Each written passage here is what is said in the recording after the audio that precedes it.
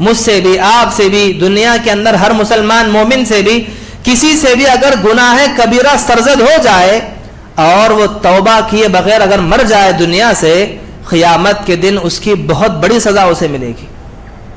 اللہ ہر ایک کو معاف فرمائے۔ اللہ سے بار بار دعائیں کریں کہ اللہ جب بھی ہماری رخصتی اس دنیا سے ہو، اس حال میں تو لینا کہ ہمارے گناہ معاف کیے گئے ہوں، تو ہم سے راضی ہو، ایسی حالت میں تو ہمیں دنیا سے لینا۔ انسان کو دعا کرنے کی ترغیب سکھلائی گئی۔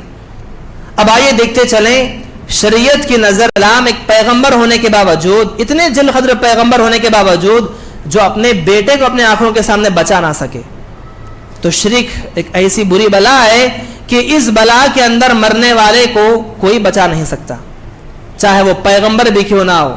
مثال کیوں دی گئی؟ اگر شرک کی حالت میں مر جائے، چاہے وہ نوح کا بیٹا کیوں نہ ہو، ابراہیم علیہ السلام کا باپ کیوں نہ ہو، اللہ کے نبی صلی اللہ علیہ وسلم کے چچا ابو طالب کیوں نہ ہو، حالت شرک میں اگر مرتے ہیں تو جہنم رسید ہیں۔ نہ آپ کی دعائیں، نہ آپ کے التجاء، نہ اللہ تعالیٰ کے سامنے آرزویں کچھ کام آنے والی نہیں ہیں۔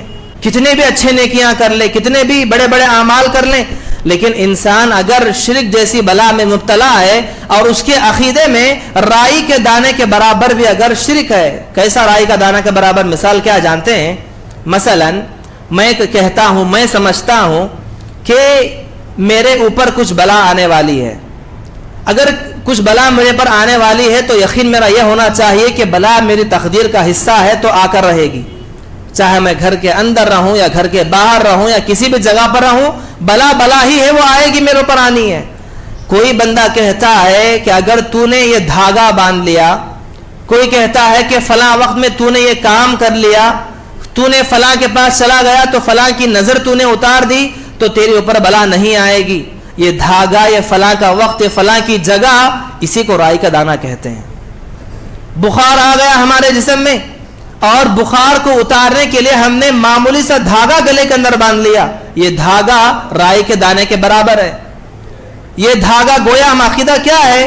بخار مجھے آیا ہے، شفا دینے والے ذات اللہ تعالیٰ کی ہے، لیکن عقیدہ میرا کیا ہے؟ حمد و ثنا، بڑائی و کبریائی اسی اللہ کے لیے لائق و سزاوار ہیں جو اس کائنات کا رب العالمین ہے۔ بے پناہ درود و سلام نازل ہو تمام انبیاء علیہ الصلاۃ والسلام پر، بالخصوص میرے اور آپ کے آخری نبی جناب محمد رسول اللہ صلی اللہ علیہ وسلم مقدسہ پر، اللہم صلی وسلم بارک علیہ۔ محترم حاضرین، خطبہ مسنونہ کے بعد میں نے آپ کے سامنے سورہ نساء کی ایک آیت کریمہ تلاوت کی ہے، جس میں اللہ تبارک و تعالی نے ارشاد فرمایا، ان تجتنبوا کبائر ما تنہون عنہ نکفر عنکم سیئاتکم وندخلکم مدخلا کریما،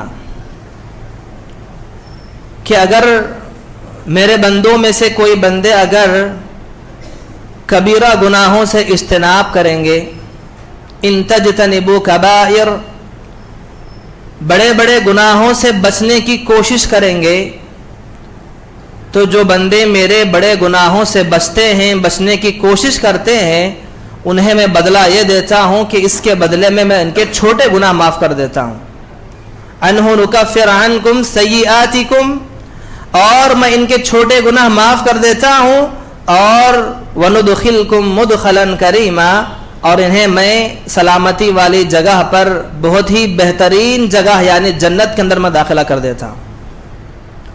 اس آیت میں اللہ تبارک و تعالی نے سب سے پہلے کبیرہ گناہوں سے بچنے والوں کی بات کہی۔ آئیے دیکھتے چلیں گناہ کے اقسام کیا ہیں۔ عام طور پر گناہ دو طرح کے ہوتے ہیں۔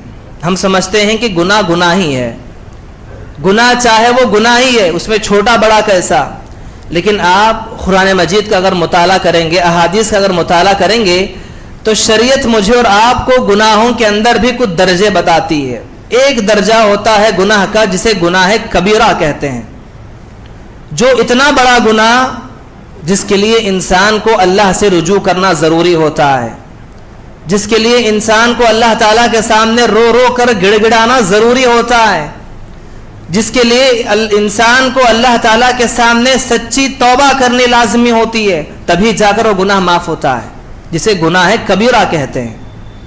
بعض گناہ ایسے بھی ہوتے ہیں جنہیں گناہ صغیرہ، چھوٹے گناہ کہتے ہیں۔ یہ چھوٹے چھوٹے گناہوں کی مثال کیسی ہے؟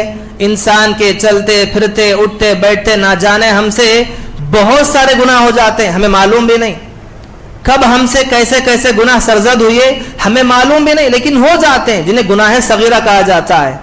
یہ گناہ ایسے ہیں جس کے لیے انسان اللہ سے معافی بھی مانگنا ضروری ہے۔ اگر انسان معافی نہ بھی مانگے، اگر انسان کچھ اچھے اعمال کرتا ہے، نیکیاں کرتا ہے، نیکی کے کام کرتا ہے، حسنات کرتا ہے، ان حسنات کے بدلے میں اللہ تعالیٰ یا چھوٹے چھوٹے گناہوں کو معاف کر دیتا ہے۔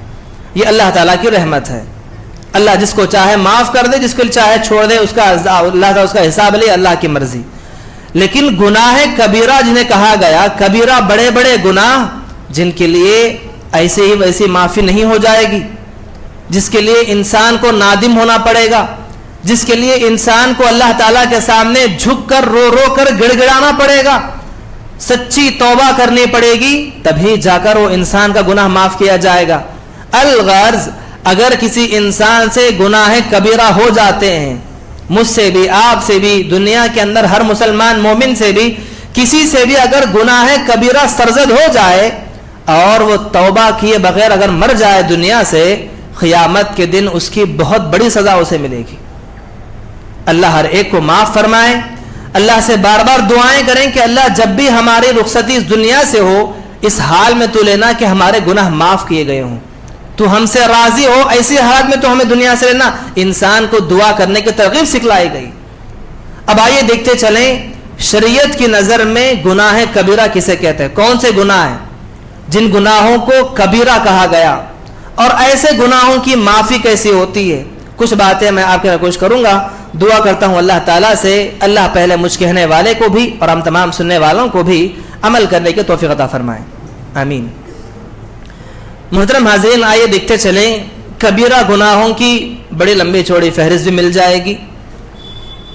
اگر آپ قرآن کا اور احادیث کا مطالعہ کرتے ہیں، سب سے پہلے نمبر پر اگر کوئی گناہ کبیرہ آتا ہے، سب سے بڑا گناہ، اس سے بڑا کوئی اور گناہ ہے ہی نہیں، تو اگر دیکھیں گے تو سب سے نمبر پر آتا ہے شرک، اللہ کے علاوہ کسی دوسروں کی عبادت کرنا، اللہ کے ساتھ کسی کو شریک بنا لینا۔ ہم سمجھتے ہیں کہ شرک کیا ہے؟ کسی پوجا پاٹ کرنا، کسی مورتی کی پوجا اتارنا، کسی کو خدا ماننا، ہم اسی کو شرک سمجھتے ہیں۔ یہی شرک نہیں ہے، شرک کے کئی سارے اقسام ہیں، صرف پوجا پاٹ کرنے کا نام شرک نہیں ہے۔ آپ دیکھیں گے عقیدہ جسے ہم کہتے ہیں، میرا اور آپ کا عقیدہ کیا ہے؟ ہر معاملے کو سدھارنے والا، ہر معاملے کو بگاڑنے والا، ہر معاملے کو اچھا برا کرنے والا صرف اللہ تعالیٰ ہے۔ اللہ کی مرضی کے بغیر ہماری زندگی کا ایک قدم ہل بھی نہیں سکتا، یہ ہمارا عقیدہ ہے، ہونا چاہیے۔ اگر اس عقیدے میں رائی کے دانے کے برابر بھی اگر تھوڑا سا بھی فرق آ گیا تو شرک ہے۔ تھوڑا سا رائی کے دانے کے برابر، پوری جیسے ہم کہتے ہیں اگر ہانڈی میں پورا دودھ نکال لیا جائے اور پورے دودھ کے اوپر چھوٹی سی بکری کی مینگنی رکھ دی جائے تو پورا دودھ برباد ہے۔ اس پورے اجلے سفید دودھ کو کوئی چھیے گا نہیں، کیونکہ چھوٹی سی ایک مینگنی اس میں رکھ دی گئی۔ تو شرک کی بلا بھی ایسی ہے، چاہے انسان کتنے بھی اعمال کر لے، کتنے بھی اچھے نیکیاں کر لے، کتنے بھی بڑے بڑے اعمال کر لیں، لیکن انسان اگر شرک جیسی بلا میں مبتلا ہے اور اس کے عقیدے میں رائی کے دانے کے برابر بھی اگر شرک ہے، کیسا رائی کا دانہ کے برابر؟ مثال کیا جانتے ہیں؟ مثلا میں کہتا ہوں، میں سمجھتا ہوں کہ میرے اوپر کچھ بلا آنے والی ہے، اگر کچھ بلا میرے پر آنے والی ہے تو یقین میرا یہ ہونا چاہیے کہ بلا میری تقدیر کا حصہ ہے تو آ کر رہے گی، چاہے میں گھر کے اندر رہوں یا گھر کے باہر رہوں یا کسی بھی جگہ پر رہوں، بلا ہی ہے، وہ آئے گی، میرے اوپر آنی ہے۔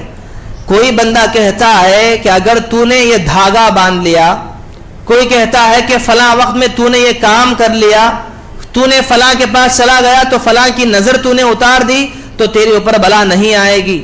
یہ دھاگا، یہ فلاں کا وقت، یہ فلاں کی جگہ، اسی کو رائی کا دانہ کہتے ہیں۔ بخار آ گیا ہمارے جسم میں اور بخار کو اتارنے کے لیے ہم نے معمولی سا دھاگا گلے کے اندر باندھ لیا، یہ دھاگا رائی کے دانے کے برابر ہے۔ یہ دھاگا گویا ہم عقیدہ کیا ہے؟ بخار مجھے آیا ہے، شفا دینے والے ذات اللہ تعالیٰ کی ہے، لیکن عقیدہ میرا کیا ہے؟ یہ دھاگا باندھنے سے بخار کم ہو جاتی ہے، اسی کو شرک کہتے ہیں۔ یعنی کہ آپ کا یقین اللہ سے ہٹ کر دھاگے پر آیا ہے، یعنی کہ آپ کہتے ہیں اس بات کا اعلان کرتے ہیں کہ بخار کو کم کرنے والی چیز یہ دھاگا ہے، یہ دھاگا پہنیں گے تو بخار کم ہو جائے گی، یہ دھاگا اوڑھیں گے تو بخار کم ہو جائے گی، فلاں بیماری چلی جائے گی، فلاں وقت میں وہ کام کریں گے تو یہ ہو جائے گا۔ یہ عقیدے میں بگاڑ ہے۔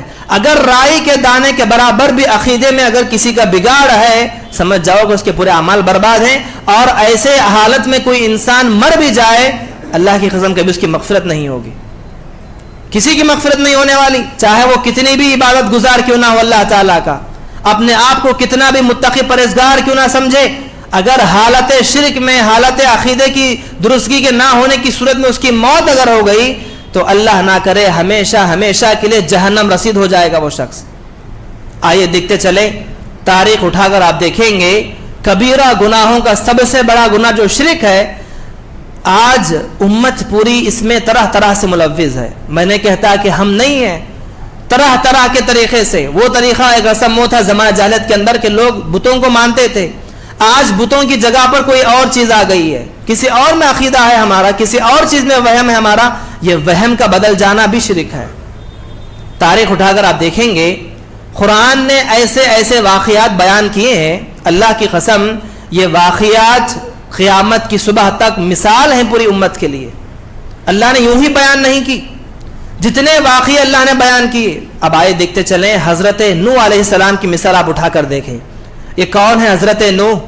سب سے پہلے اللہ تعالیٰ کے پیغمبر جو دنیا میں بھیجے گئے، اور ان کا نوح کا نام جو پڑا، نوح کسے کہتے ہیں؟ نوح جسے رونا، نوحہ خانی کا نام کہتے ہیں، غم کرنے والا، نوح کے معنی، یعنی کہ حضرت نوح علیہ السلام کو نوح کا خطاب اس وقت ملا، کئی مفسرین کہتے ہیں کہ اللہ تعالیٰ کے ڈر سے اتنا زار و خطار روتے تھے، اتنا روتے تھے، رو رو کر آپ کے چہرے پر پانی کے داغ بڑھ گئے تھے، اس لیے آپ کو نوح کا خطاب ملا۔ اور اتنی چھوٹی موٹی عمر نہیں بلکہ 950 برس۔ قرآن کہتا ہے کہ ہم نے حضرت نوح کو 950 سال ہم نے عطا کیے، 950 سال کی زندگی پا کر حضرت نوح علیہ السلام نے اللہ تعالیٰ کی تبلیغ کی، دعوت تبلیغ کی، دین کا کام کیا، لوگوں کو بلایا۔ مفسرین کے قول کے مطابق 80 سے 70 کے درمیان میں لوگ ایمان قبول کیے۔ 950 سال دین کا کام کرنے کے بعد ہوا کیا؟ 80 سے صرف 90 یا 80 یا 70 کے قریب کے لوگ ایمان لائے، بقیہ کوئی آپ کی بات ماننے والا نہیں تھا۔ اللہ تعالیٰ کو رہا نہ گیا تو اللہ نے آپ کو حکم دیا کہ نوح کشتی بنائیں، ایک کشتی کو بنائیں، وہاں سے پانی نکلنے والا ہے، عذاب آنے والا ہے، اس کشتی کو بناؤ، اس کشتی کے اندر پورے جتنے جاندار مخلوقات ہیں، حیوانات ہیں، جتنے جاندار مخلوقات ہیں، چرند پرند کے ہر طرح کے جوڑے اس میں رکھ دو، اور جتنے لوگ ایمان لائے ان لوگوں کو جمع کرو اور بقیہ لوگوں کو چھوڑ دو۔ اب یہاں پر دیکھنے کی بات یہ ہے، حضرت نوح علیہ السلام اتنے ذیل قدر پیغمبر ہیں اور آپ کا بیٹا اسلام سے باہر ہے، اللہ پر ایمان نہیں لایا، باپ کی دعوت تبلیغ، باپ کی دعوت قبول نہیں کی۔ نوح علیہ السلام کا بیٹا باپ کی دعوت کو قبول نہیں کیا، کہنے لگا کہ کوئی میں آپ کی بات ماننے والا نہیں۔ آخر کار ہوا یہ کہ اللہ کا حکم آیا کہ کشتی بنا دی جائے، کشتی بنا دی بھی گئی، کشتی میں لوگ سوار ہونے بھی لگے۔ آخری وقت میں بھی باپ نے بیٹے کو نصیحت کی، کیا نصیحت کی؟ یا بنی ارکب معنا، کہا باپ نے بیٹے سے کہ بیٹے ابھی بھی وقت ہے، کشتی میں سوار ہو جا، مان لے میری بات کو، میری دعوت کو قبول کر لے، بچ جائے گا، کامیاب ہو جائے گا۔ بیٹے نے کہا کہ قال سآوی الی جبل یعصمنی من الماء، کہا کہ ابا جان یہ پانی جو آنے کی آپ بات کر رہے ہیں کتنا پانی آئے گا؟ اتنا آئے گا، جب پانی آئے گا تو میں پہاڑ پر چڑھ جاؤں گا، پہاڑ کی اونچائی کے چوٹی پر چڑھ جاؤں گا، فلاں جگہ پر چڑھ جاؤں گا، مجھے تمہارا پانی چھو نہیں پائے گا۔ یہ باپ بیٹے کی گفتگو تھی۔ قرآن نے ایسا نقشہ کھینچا ہے گویا ایک فلم دیکھنے کے برابر ہے، ایسا پیارا نقشہ قرآن نے کھینچا تاریخ کا کہ नूह अलैहिस्सलाम अपने बेटे से बात कर ही रहे थे, नसीहत कर रहे थे, काश के बेटा बाप की बात को मान लेता। अभी गुफ्तगू खत्म ना भी हुई, फी मौजिन कल जिबाल, कुरान कहता है इतनी बड़ी मौज आई पानी की, इतना बड़ा लहर आया पानी का कि बेटे को आंखों के सामने लेकर डूब गया। बाप की आंखों के सामने बेटे को इतना बड़ा मौज पानी का लेकर डूब गया, बेटा पानी में डूबा। अब देखिए बात असल में यहां पर यह है, नूह अलैहिस्सलाम एक पैगंबर हैं और पैगंबर का बेटा इस्लाम से बाहर है। कलाम एक पैगंबर होने के बावजूद, इतने जल खद्र पैगंबर होने के बावजूद जो अपने बेटे को अपने आंखों के सामने बचा ना सके, तो शिर्क एक ऐसी बुरी बला है कि इस बला के अंदर मरने वाले को कोई बचा नहीं सकता, चाहे वो पैगंबर भी क्यों ना हो। मिसाल क्यों दी गई, अगर शिर्क की हालत में मर जाए, चाहे वो नूह का बेटा क्यों ना हो, इब्राहिम अलैहिस्सलाम का बाप क्यों ना हो, अल्लाह के नबी सल्लल्लाहु अलैहि वसल्लम के चचा अबू तालिब क्यों ना हो, हालत शिर्क में अगर मरते हैं तो जहन्नम रसीद हैं। ना आपकी दुआएं, ना आपके इल्तिजात, ना अल्लाह ताला के सामने आरज़ुएं कुछ काम आने वाली नहीं है। इब्राहिम अलैहिस्सलाम की जिंदगी उठाकर आप देखें, कौन है इब्राहिम अलैहिस्सलाम, जिन्हें अल्लाह ताला ने खलीलुल्लाह का लक़ब अता किया। इब्राहिम मेरे खलील हैं, ऐसे खलील के गोया जिगरी दोस्त से भी ज्यादा, ऐसे खलील कहते हैं। दोस्त की जो कैटेगरीज होती है उसमें सबसे ज्यादा आगे बड़ी कैटेगरी वो है खलील, इससे बढ़कर और कोई दर्जा है ही नहीं। इतना ज्यादा करीब रहने वाले इब्राहिम अलैहिस्सलाम, क्या हुआ, बाप को दावत दी, समझाया कि अब्बा जान आप जिन बुतों की पूजा करते हैं ये बुतें जो है कुछ काम करने वाले नहीं, आप मेरी बात को मान लें, अल्लाह पर ईमान ला लें। बाप ने नहीं मानी, हालत शिर्क में बाप का इंतकाल हुआ। अल्लाह के नबी फरमाते हैं, आप सल्लल्लाहु अलैहि वसल्लम फरमाते हैं कि कल क़यामत के दिन इब्राहिम अलैहिस्सलाम अपने बाप को देखेंगे कि उनका बाप हजरत जो आज़र था, उनका बाप जो है शर्मिंदगी की निगाहों से क़यामत के दिन खड़ा होगा, शर्मिंदा होकर। शर्मिंदगी की हालत में बाप को देखकर इब्राहिम अलैहिस्सलाम को रहा ना जाएगा। इब्राहिम अलैहिस्सलाम अल्लाह ताला से इल्तिजा करेंगे। अल्लाह, देखिए बेटे की मोहब्बत है, बाप बेटे की मोहब्बत है। जैसे नूह अलैहिस्सलाम की ममता थी बेटे के लिए, यहां पर बेटे की मोहब्बत है बाप के लिए। इब्राहिम अलैहिस्सलाम क़यामत के दिन अल्लाह ताला से इल्तिजा करेंगे, दुआ करेंगे, कहेंगे कि अल्लाह मेरा बाप है, हालत शिर्क में मरा है, मेरा बाप है, अगर तू चाहे तो आज इसको कामयाब बना दे, तू चाहे तो इसे माफ कर दे, तेरे हाथ में है। अल्लाह ताला क्या कहेगा, कहेगा कि इब्राहिम मैंने शिर्क करने वालों के लिए, मुशरिकों के लिए जन्नत को मैंने हराम कर दिया है, कभी इन लोगों की माफी होने वाली नहीं। आपकी दुआएं, हाथ उठाकर दुआएं ना मांगो। और इब्राहिम के बारे में क्या था जानते हैं, इब्राहिम अलैहिस्सलाम वो पैगंबर हैं जिनकी दुआ से अल्लाह के नबी को भेजा गया। कुरान कहता है इसके बारे में, इब्राहिम अलैहिस्सलाम ने दुआ की कि अल्लाह तुम मेरी जात से, मेरी खानदान से, मेरी नस्ल से एक पैगंबर को भेजना जो खातिमुन नबिय्यीन हो, आखिरी पैगंबर हो। आपकी दुआएं कबूल की गई, आपकी दुआ से अल्लाह के नबी को दुनिया में भेजा गया। तो ऐसे पैगंबर क़यामत के दिन दुआ करना अल्लाह ताला से, अल्लाह ताला इनकी दुआ को भी रद्द कर रहा है। कोई कबूल करने होने वाली दुआ नहीं। इब्राहिम अलैहिस्सलाम की दुआ कबूल ना हो तो फिर किसकी दुआ कबूल होगी। कोई कहता है कि अगर हम कैसी भी हालत में अगर मर जाएं तो हमारे मरने के बाद फलां आकर बचा लेंगे, फलां अल्लाह के वली आकर बचा लेंगे, फलां हमें बचा लेंगे, फलां सिफारिश करेंगे, फलां वो करेंगे। अल्लाह की कसम, जब इब्राहिम अलैहिस्सलाम अपने बाप को ना बचा सके, नूह अलैहिस्सलाम अपने बेटे को ना बचा सके, तो क्या इनसे भी बढ़कर कोई और भी अल्लाह वाली दुनिया के अंदर गुजरा है? क्या इनसे भी बढ़कर किसी का तक़वा दुनिया के अंदर गुजरा है? पैगंबरों की नहीं चली वहां पर, पैगंबरों की दुआएं कबूल नहीं की अल्लाह ताला ने।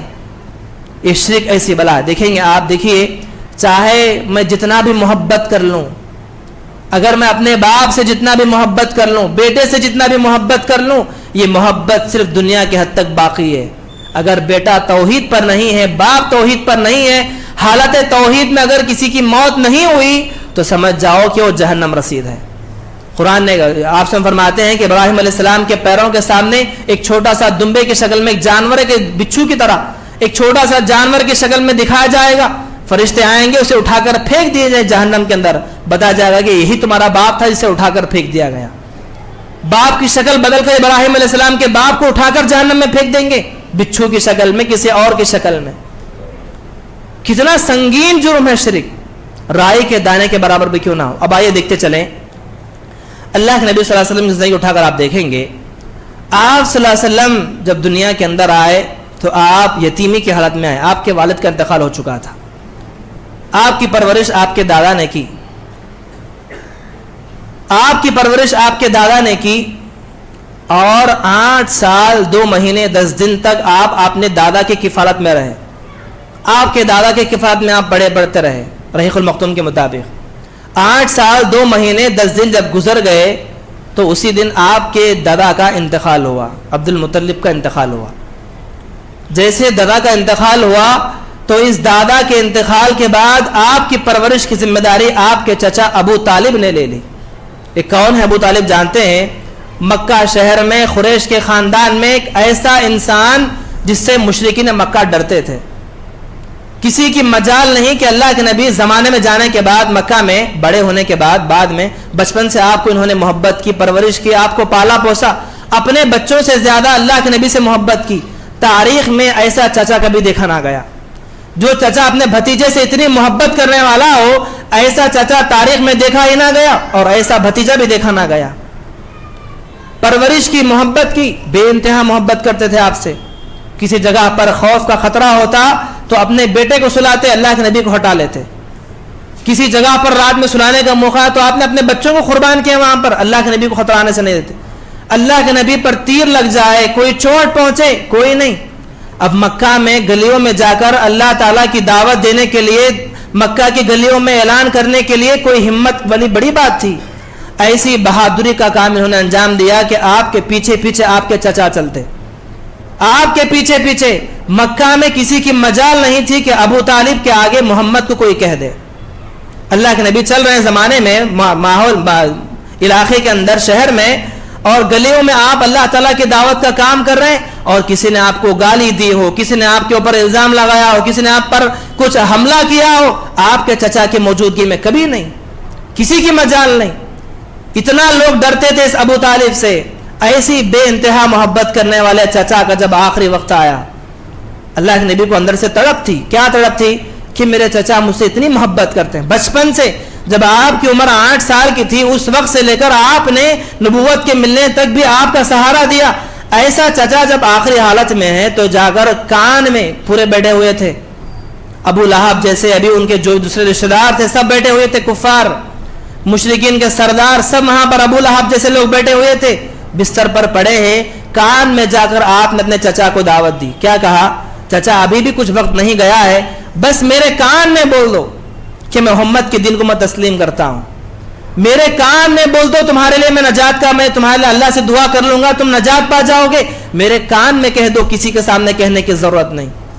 چچا نے دیکھا کہ آنکھوں کے سامنے ابو لہب بیٹھا ہے.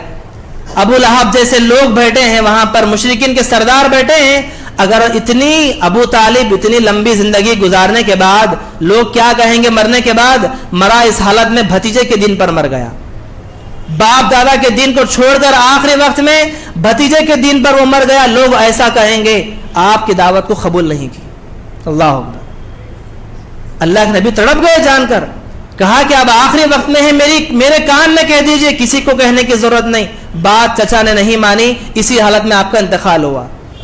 فرماتے اللہ کے نبی کہ میں نے اللہ تعالیٰ سے دعا کی. قرآن کی فوراً آیت نازل ہو گئی، ما كان للنبي والذين آمنوا ان يستغفروا للمشركين ولو كانوا اولي قربى. قرآن کی آیت نازل ہو گئی، فوراً اللہ سے آپ مغفرت کرنے لگے، استغفار کرنے لگے. تو کہا کہ کسی نبی کے لیے، کسی مومن کے لیے جائز نہیں کہ وہ مشرکوں کے لیے دعا کریں. ایسے اللہ کے نافرمان جو مشرک ہیں، اگر ایسی حالت میں مرنے والوں کے استغفار کرنا بھی منع ہے اللہ کے نبی آپ کو. اللہ کے نبی کو روک دیا گیا.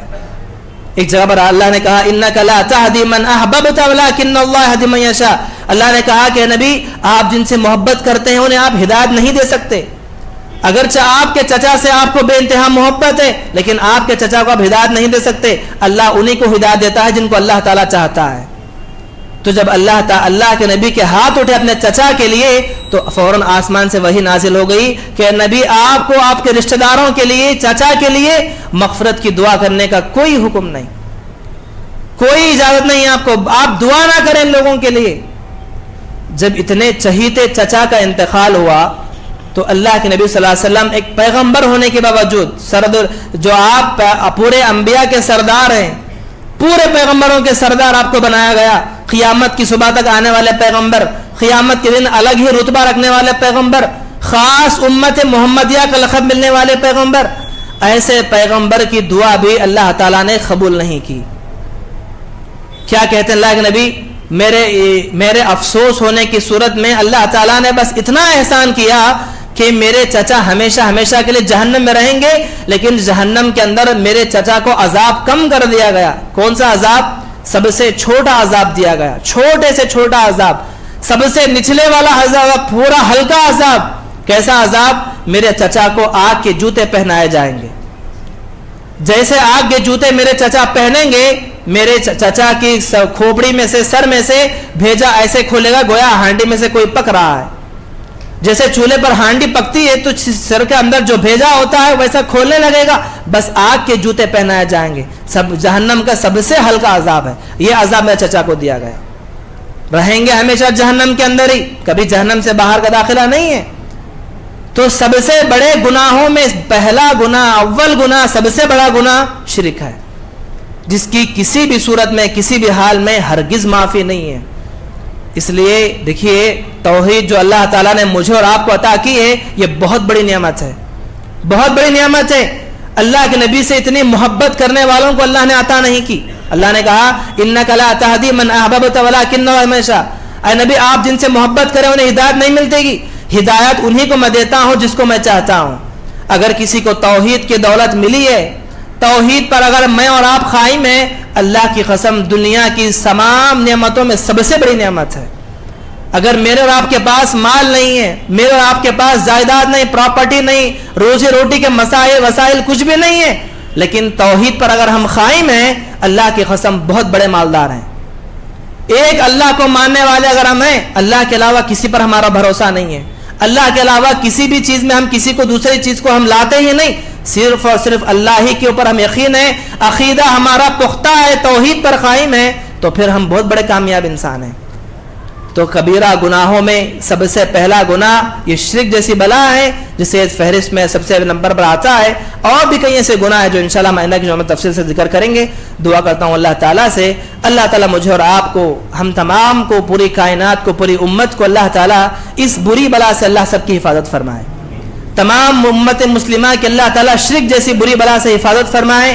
اور جو لوگ طرح طرح کے, دیکھیے اس زمانے میں کیا تھا, بتوں کی پوجا تھی, نہ جانے کیسے کیسے چیزیں تھی. آج اس ماڈرن زمانے میں شرک کی صورتیں بدل دی گئی ہیں. ہمیں معلوم بھی نہیں کہ شرک کس طرح سے ہوتا ہے, کیسی کیسی چیزوں میں شرک ہے. اللہ تعالیٰ پر یقین ہٹانے کے لیے لوگ نئے نئے کام کر رہے ہیں, نئی نئی چیزیں ایجاد کر دی گئی. ہر اس چیز سے ہمیں بچنا چاہیے, کوشش کرنا چاہیے, ورنہ ہم بڑے خسارہ اٹھانے والوں میں سے ہو جائیں گے. اللہ تعالیٰ سے دعا کرتے ہیں کہ اللہ تعالیٰ ہم تمام کو عقیدے پر قائم رکھتے ہوئے توحید پر قائم رہنے توفیق عطا فرمائے. اور جب تک مجھے اور آپ کو, پوری امت محمدیہ کو اس وقت تک دنیا میں قائم رکھیں جب تک کہ ہم ایمان پر قائم ہو, اور ہمارا خاتمہ ہو تو اس حال میں کہ ہم اللہ تعالیٰ پر کامل یقین رکھنے والے ہوں. توحید پر قائم ہو تو اللہ تعالیٰ اس وقت ہمارا خاتمہ فرمائے. آمین رب العالمین. السلام علیکم ورحمۃ اللہ وبرکاتہ.